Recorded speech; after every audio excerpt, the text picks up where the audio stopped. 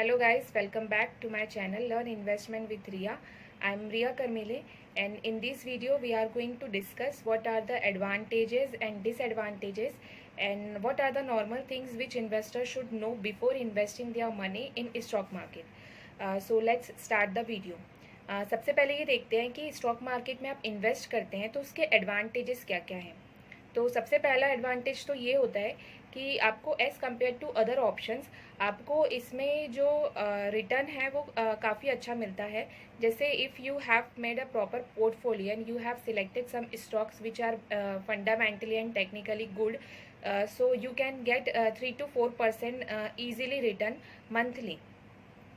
In the same way second advantage ये होता है कि आप if you buy the stock of that company you will become the member of that company, तो you have a voting right as well. जो लोग already stock market में invest करते हैं उन लोगों ने कई बार देखा होगा कि आपके फ़ोन में, मतलब आपको नॉर्मल मैसेज में या आपको मेल आता है कई बार कंपनीज़ की तरफ से जिसके स्टॉक्स आपने ऑलरेडी होल्ड कर चुके हैं फॉर ई वोटिंग, कि कंपनी जो है मेंबर्स का ये रिजोल्यूशन पास करी है तो आपको इस टॉपिक के ऊपर आपको वोट देना है। तो और उसमें से हम लोग कई सारे लोग होते हैं जो काफ़ी हम मतलब इस पे ध्यान नहीं देते या फिर हम अवॉइड कर देते हैं वो इसको, या फिर कई लोग वोट करते भी होंगे। तो ये भी एक एडवांटेज होता है। थर्ड एडवांटेज ये होता है स्टॉक मार्केट में इन्वेस्ट करने का कि आपको वो स्टॉक के ऊपर प्रॉपर डिविडेंड मिलता है। सपोज आपका जो पोर्टफोलियो है, आपने कोई स्टॉक उसमें होल्ड करके रखा हुआ है और उस स्टॉक में आपको लॉस चल रहा है, then also you will get the dividend. तो वो भी एक एडवांटेज होता है। कंपनी आपको पर शेयर कुछ प्रॉफिट जो है मतलब डिविडेंड के फॉर्म में आपको वो देती है। अब इसके डिसएडवांटेजेस अगर देखा जाए तो डिसएडवांटेजेस क्या क्या हो सकते हैं। इसका पहला डिसएडवांटेज जो होता है वो ये होता है कि लैक ऑफ नॉलेज।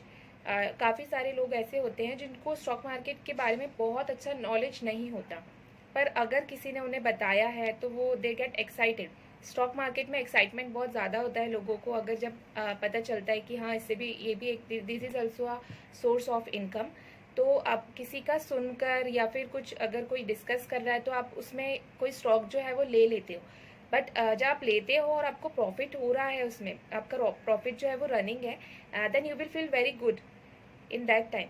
पर आपका जैसे ही लॉस चालू होता है, लॉस आना चालू होता है या मार्केट थोड़ा ठीक नहीं चल रहा है, तो इन दैट टाइम आप पैनिक हो जाते हो और आप वो स्टॉक जो है वो सेल कर देते हो विदाउट डिसाइडिंग कि आपका वो एसएल जो अगर आपने सेट करके रखा हुआ है ऑलरेडी आपके माइंड में, वो एसएल हिट भी नहीं होता तभी भी आप उसको सेल कर देते हो।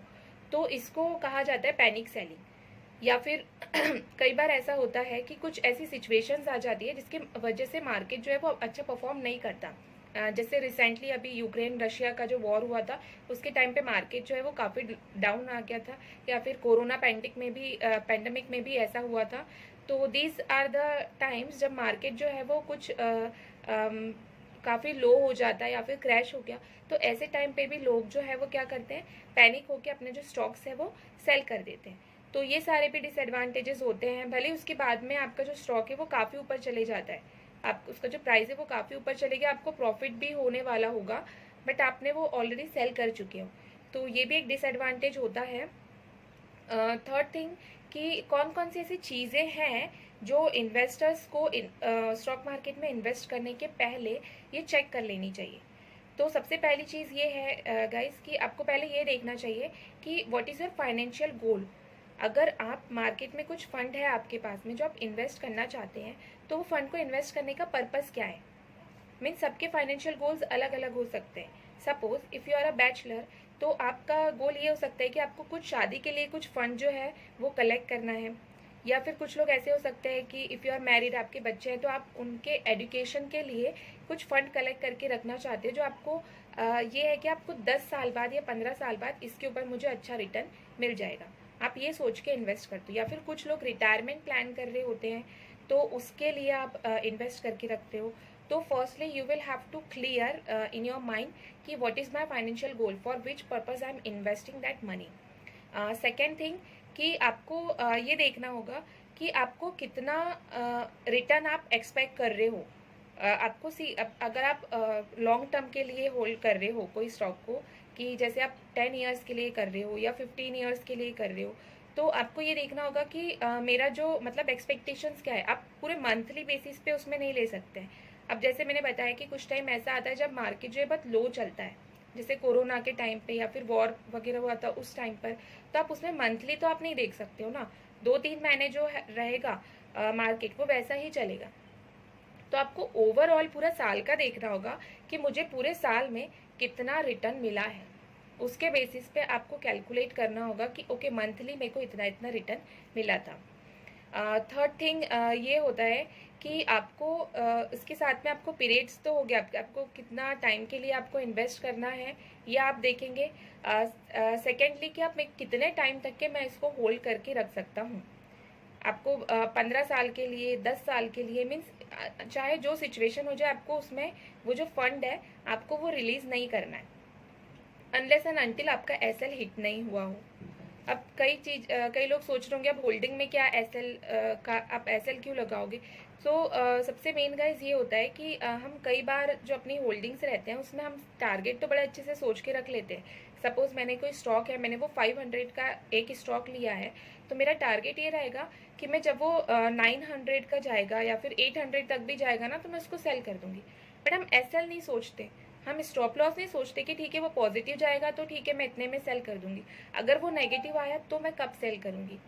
मीन्स अगर मेरा टारगेट 400 पॉइंट पर स्टॉक है तो मेरा लॉस एसएल कितना है, तो वो भी आपको, चाहे आप होल्डिंग के लिए ले रहे हो, शॉर्ट टर्म के लिए ले रहे हो, मिड टर्म के लिए ले रहे हो, you should be clear in your mind कि आपका स्टॉप लॉस आप कितना लेना चाहते हो।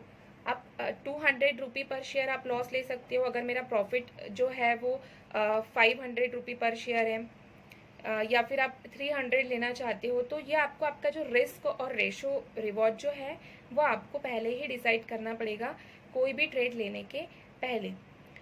बाकी एक और चीज़ रिस्क के बारे में है कि आपको कितना रिस्क आप ले सकते हो ये आपको पता होना चाहिए।